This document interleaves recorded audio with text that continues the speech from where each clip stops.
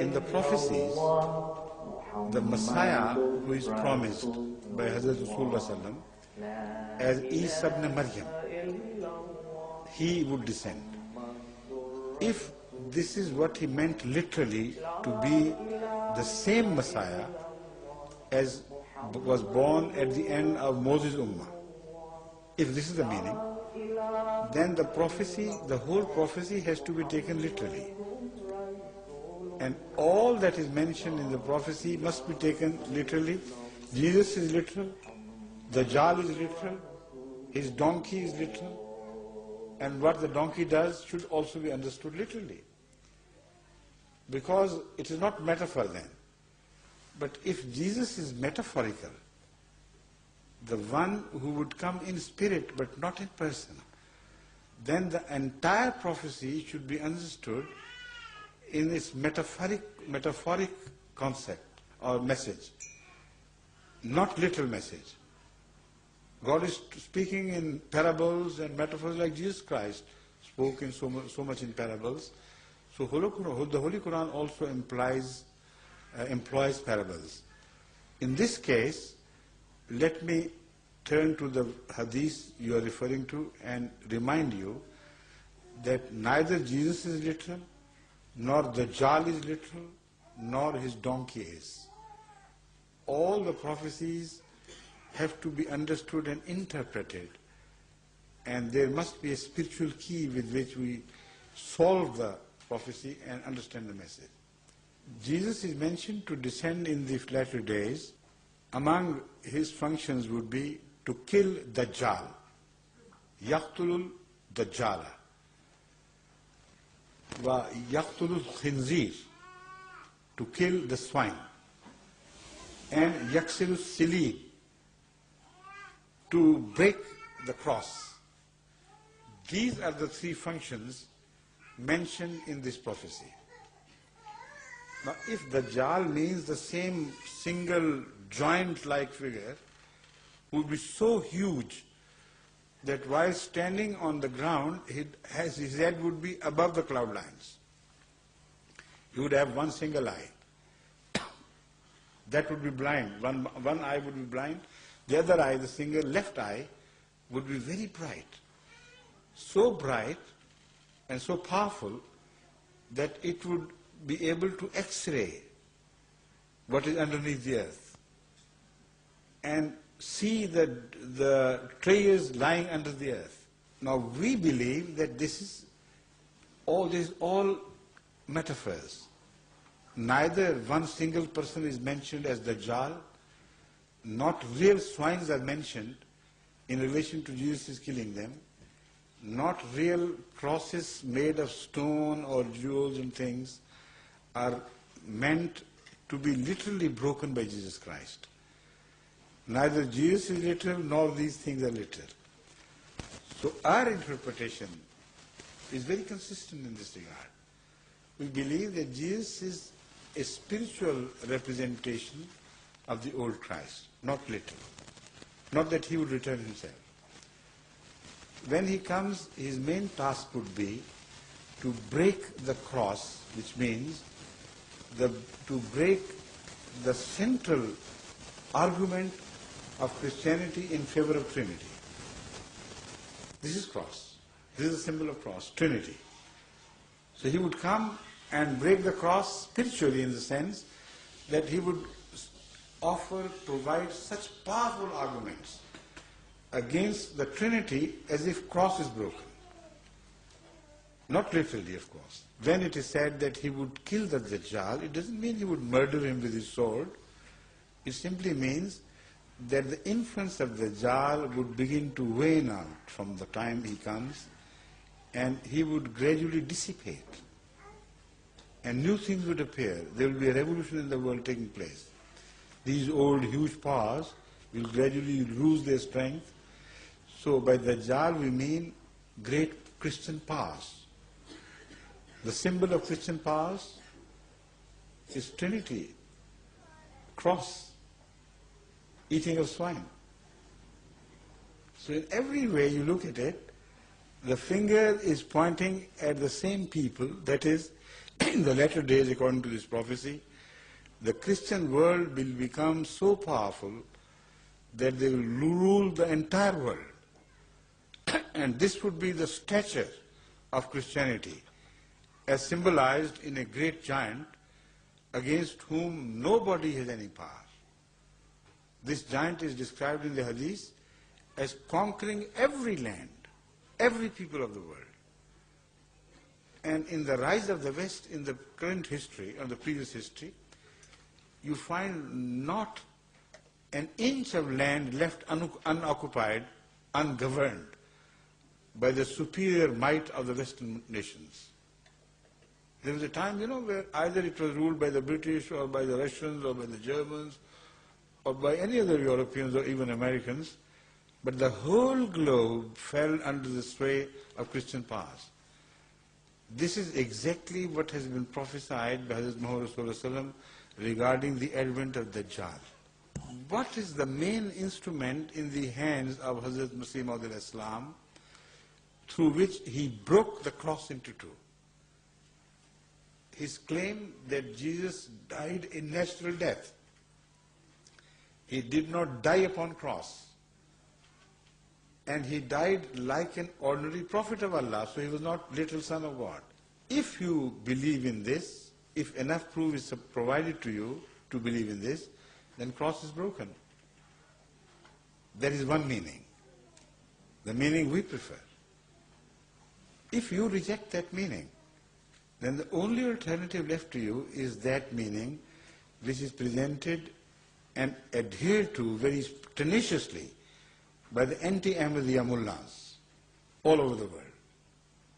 They say, no, this is nonsense. We will not permit you to interpret the Holy Quran sensibly. What right have you got to interpret the Holy Quran or the Holy Hadith sensibly? Let us follow the literal meaning exactly, verbatim, as it expresses itself. But then follows the greater absurdities, compounded absurdities. They say Jesus would come, say, after 2,000 years. So far he has not come according to them. Then what would he find? He would find a Dejjal, a huge giant, the dimensions of which are so incredible that even such a man is not mentioned in fairy tales or tales of the jinns. No giant will you find mentioned as big and as huge. So he said there would actually be a giant born. And he would travel the whole earth and conquer every nation and every people. Now what would be the mode of his travel? How would he travel so fast? Would he run very fast? They say, no. The Hadith also tells us that a donkey would be born to carry this huge giant. And the donkey would be as huge, matchingly, as the giant himself would be. The distance between two earlobes would be 105 feet. And as far as his hugeness is concerned, he will carry the giant on his back to travel around the world. But at the same time, there will be side openings in his belly. And he would stop at stages. And it would be announced that the time for the giant to depart has come. So many minutes left, come and get in. And people would rush in and enter the belly of the giant from the side openings, from both sides. Strange sort of giant, with a strange sort of donkey to help him. And then the Hadith tells us that this donkey would not eat fodder. It would be a fire-driven donkey, fire-powered donkey. It would eat only fire to get its energy to move, to function as a life thing does. So as against the fodder-driven donkeys, a new donkey would be created for the sake of Dajjal, which would be fire-powered. This is very clear. Now, what would be the speed of that donkey? How fast would he carry that giant and the people in his bellies? The speed, according to Muhammad Sallallahu Alaihi Wasallam, would vary from land to sea to air. On the land, that donkey would cover the same distance in 1 hour. So instead of 30 days continuous journey, he would carry his passengers to the destiny within 1 hour. That fast will he move. Will he move only on land or also in the sea? The hadith says, yes, he would be able to swim on the oceans and he will not drown. The same donkey, the same fire-powered donkey is mentioned in the tradition to go across oceans and he would not sink. But he would carry even greater loads on his back.